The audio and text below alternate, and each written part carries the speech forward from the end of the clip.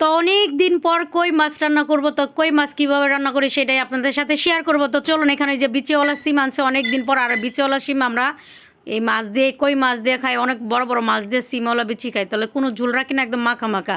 এখানে হলো সব দেশি রসুন বাটা, আর এই যে মাছটা ভালো মতন ভাইজা নিচ্ছি। কই মাছ কাটতে অনেক কষ্ট লাগে, এর জন্য কই মাছটা খুব আনতে মন চায় না।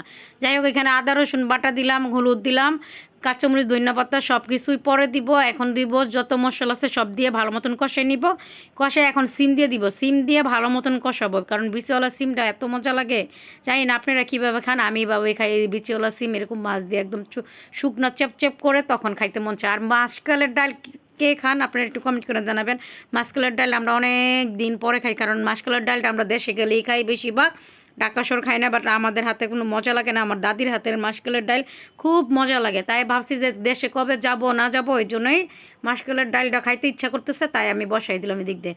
তো আর দেখছেন রান্না করতে করতে মা গ্যাস নেই, আমার মার বাসা আসছিলাম, তো এই যে মার এখানে সিলিন্ডারও বসাইছি, গ্যাসেও বসাইছি।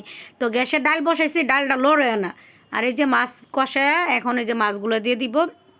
আর দেশি ধনিয়া আনছিল আম্মা, দেশি ধনিয়া ভালো মতন বেশি করে দিয়ে তারপরে এই যে কই মাছ আর সিম দিয়ে রান্না করব, খুবই মজা লাগবে। তাই তো ঝোলের মধ্যে এইটুক ঝোল আরও শুকায় যাবে, তখন ধনিয়া দিয়ে দিব। আর এখানে ওই যে মাসকলাইয়ের ডালের মধ্যে আমি পেঁয়াজ, আদা রসুন বাটা, আর মাছ দিয়ে রান্না করবো না, মাছ ছাড়া রান্না করবো। তারপরে কাঁচামরিচ সব মশলা দিয়ে তারপরে মাসকলাইয়ের ডালটা বসাই দিচ্ছি।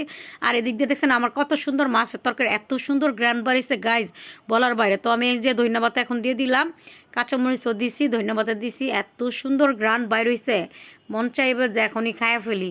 তারপরে আমার ঝুলটা আরও শুকাইতে হইব। আর এদিক দিয়ে আমি মাসকলাইয়ের ডালের মধ্যে যত আদা রসুন বাটা সব কিছু, কারণ মাসকলাইয়ের ডালটা আপনার মাছ দিয়ে মজা হয়, কারণ আমাদের বাসায় কেউ ওই যে মাছ দিয়ে খাইতে চায় না, কাটা তো, তাই এর লেগে মাছ ছাড়াই আজকে ডালটা রান্না করব। আর ডালটা অনেক দিন পরে রান্না করতেছি, মার বাসা আসছি তো তাই। আর এই যে মার বাসায় কই মাছ খাবো, মার বাসা আইলে মনে হয় যে রাজা রাজিনীদের মধ্যে, আর শ্বশুর বাসার বাড়ির থাকলে মনে হয় যেন একদম আতঙ্কে থাকে, আর মার বাড়ি স্বাধীন জীবন।